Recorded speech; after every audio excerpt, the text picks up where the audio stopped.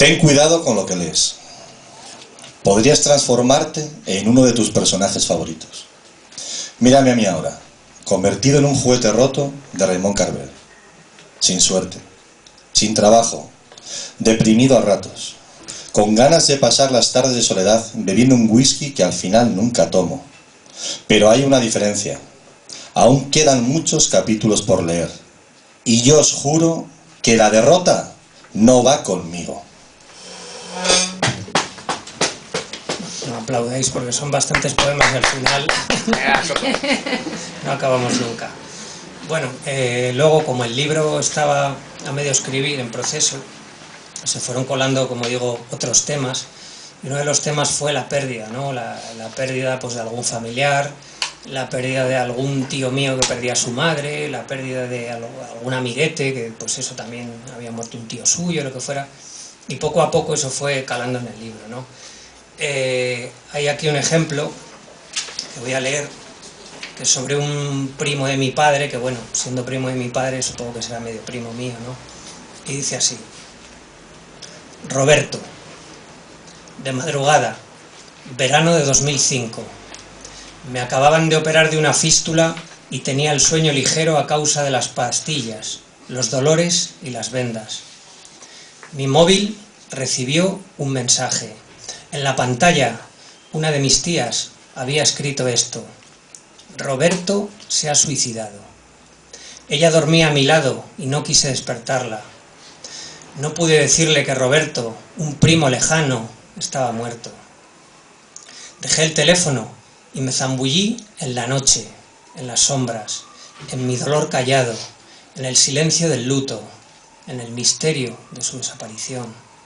Traté de descifrar su amargura y el peso de su sentencia. Vi su cara joven, ya marchita por las depresiones, y pretendí imaginar quién lo habría encontrado y cuántas noches pasaría sin dormir. Bueno, un poco más adelante enfermó mi madre de cáncer, falleció año y pico después, entonces ya el libro tomó otro rumbo, ¿no? Se fue ampliando, ya no era solo sobre mis dolores físicos, sino que también había dolores ajenos, ¿no? Y dolor emocional, por supuesto, de lo que ocurre siempre que el cáncer se cuela en una familia y tienes que afrontar una pérdida. Choche va a leer ahora El luchador, que dice así. El luchador. Me desperté tras una siesta de 15 minutos, recuperado y en forma. Abrí los ojos y obtuve ese placer. Ya sabes, cuando piensas, mi vida funciona. Luego cobré conciencia de la realidad. Durante la última semana me habían despedido de mi trabajo y a mi madre le habían diagnosticado un cáncer de mama. Casi me hundo al recordarlo. Y entonces hice lo que tú o aquel o cualquiera hubiese hecho. Me incorporé de la cama, listo para seguir luchando. Bueno, también en el poemario se colaron ciertos atisbos de esperanza, que es como se titula el siguiente poema, y dice así: Esperanza. Hospital provincial, unidad de oncología, sala de espera, unos 25 pacientes. Ella aprieta mi mano. A mi derecha, por las cortinas cerradas, se filtra un poco de luz. Al fondo, un trozo de cielo. Lo acepto, está nublado, pero te lo repito, se ve un trozo de cielo. Vamos a ver qué más hay por aquí. Bueno, finalmente el libro se fue iluminando de alguna manera porque nació mi hijo, ¿no? Entonces eso le dio un toque menos amargo, aunque también hay un par de poemas sobre ese dolor de tener un hijo, siempre sufrir, ¿no? Y luego, como apuntaba antes, como se fueron colando otros temas, pues no sé, algún recuerdo de juventud,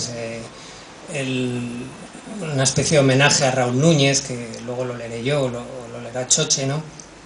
Y luego también hubo un par de textos que hice algo que me enseñó David González, ¿no? que escoger a lo mejor un cuento, una novela, lo que sea, y ver el poema ahí, recortarle ciertas cosas de alrededor y dejarlo. Entonces eso lo hice con dos de mis novelas, con Asco y Vivir o Morir en Lavapiés. Os voy a leer lo que hice con Asco, que en un fragmento lo visualicé como un poema, y creo que encaja bastante con el espíritu del libro, ¿no? Porque también habla de los niños. Dice así: Asco. A esas alturas, a punto de subirnos al avión y volver a casa, tras todo lo que había visto, gula, ingratitud, aspereza, egoísmo, a esas alturas yo ya pensaba que no había redención, que la raza estaba perdida y condenada sin remedio. Y a esas alturas, estremecido de asco, ya estaba agotado de ver a la masa, de sus sandeces y de sus estúpidos comportamientos. Y antes de subir al avión, todo me daba asco, asco y náusea. Pero entonces, en la sala de embarque, vi correr a los niños, diciendo sus primeras palabras y dando sus primeros pasos, y me contagiaron su entusiasmo.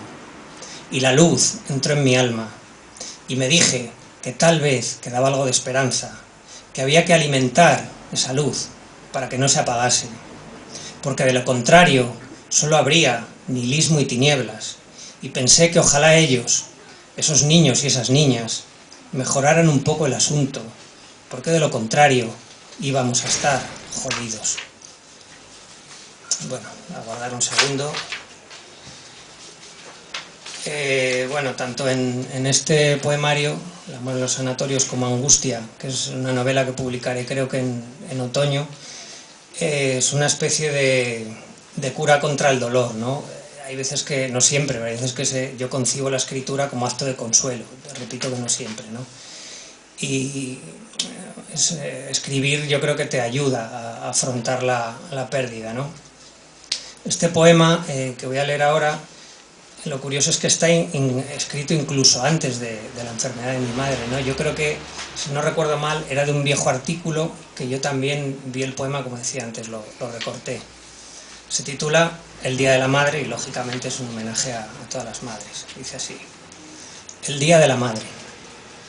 Quienes pierden a sus madres se desorientan durante unos meses, como si se hubieran extraviado en la niebla del tiempo. Poco a poco, endurecidos, van regresando a su cauce, pero nada es lo mismo. Existen sujetos que desconocen la importancia de su madre hasta que se va. Deberíamos celebrar este día todo el año, el Día de la Madre. Al fin y al cabo, ellas nos dieron un regalo impagable, la llave para inaugurar nuestra vida.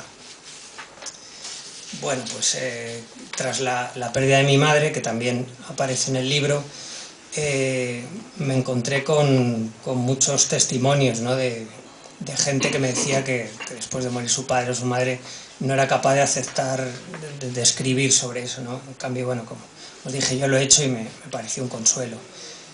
Os voy a leer un poema que se titula El hombre que no sabía mentir. Aquel miedo en tus ojos lo recuerdo algunas tardes, cuando, sentada en la cama, abatida por la enfermedad, me preguntabas: ¿crees que me voy a morir? Y yo respondía que no ibas a morir, sabiendo que sí, que ibas a claudicar en breve, y rezando por dentro para que no descubrieses el embuste en mis pupilas. Ahora, Choche, quiero que os lea un poema que también va sobre la muerte, pero va sobre alguien que no conocí, que es Raúl Núñez, un gran escritor y poeta que algunos habréis leído y al que siempre se ha medio silenciado. En Viñalia Tripper se le hizo un homenaje, y este poema, que forma parte de ese homenaje, pues lo incluye en el libro. Leo el tuyo, no el mío. A ver.